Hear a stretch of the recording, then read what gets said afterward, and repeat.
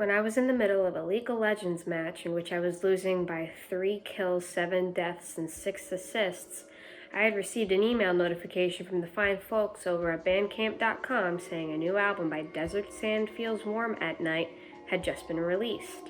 As a sandhead of about 6 months, I was eager to check it out.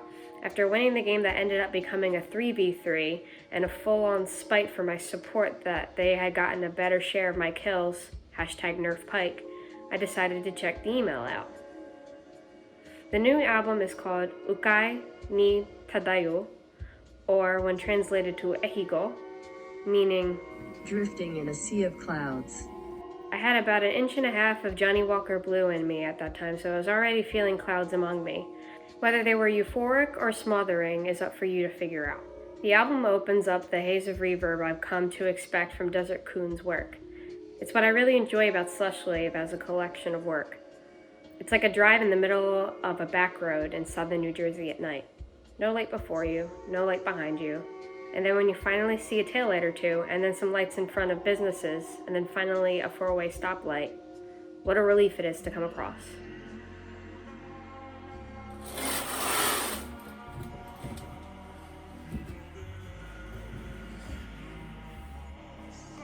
As the album lets out a big sigh, I do as well as I find myself either hours or minutes later lying on my side in the shower. I've never done something like that before, but there was something about the way the water hit me in places I wasn't used to. A certain part of my shoulder, a couple folds on my side, all while the music continued. Warm sand became my warm water. I had entered a time hole in which the rest of the album played and the world paused. Could not feel the ticking of existence as I had become so painfully aware of the last few weeks. Such as living through a dense moment in our world's history, floating in the sea of clouds felt as if it lasted forever and passed by too quickly at the same time. When I got out of the shower, there was a spider on the floor that had not been there when I had got in.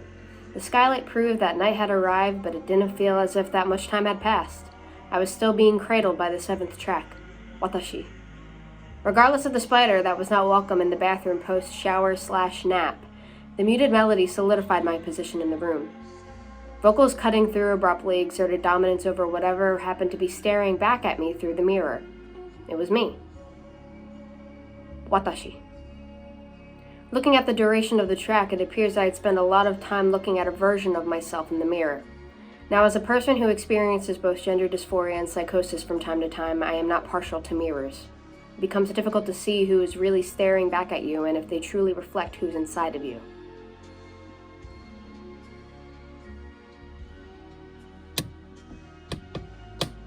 Slushwave makes me want to turn myself inside out. The 8th and final track on this album helps me do so. If you sit with yourself long enough every once in a while, you start to let things stew in your brain, things that you thought you had once conquered. Things you vowed you wouldn't let get a grip of your consciousness anymore. These things that used to control your life. It's such a meaningful and strangling force at the same time. No. When I get stuck in this portal of reflective surfaces, there comes a time when I need to say no to the brewing storm within. Flesh does not define us. When you stare at flesh, it does not stare back. Our innards define us. Every last dark corner that, if it were to be exposed to light, the flesh would take it down with it. I suppose this is less of an album review and more of a recollection of a breakthrough, with this album serving as the backdrop. I'm sorry.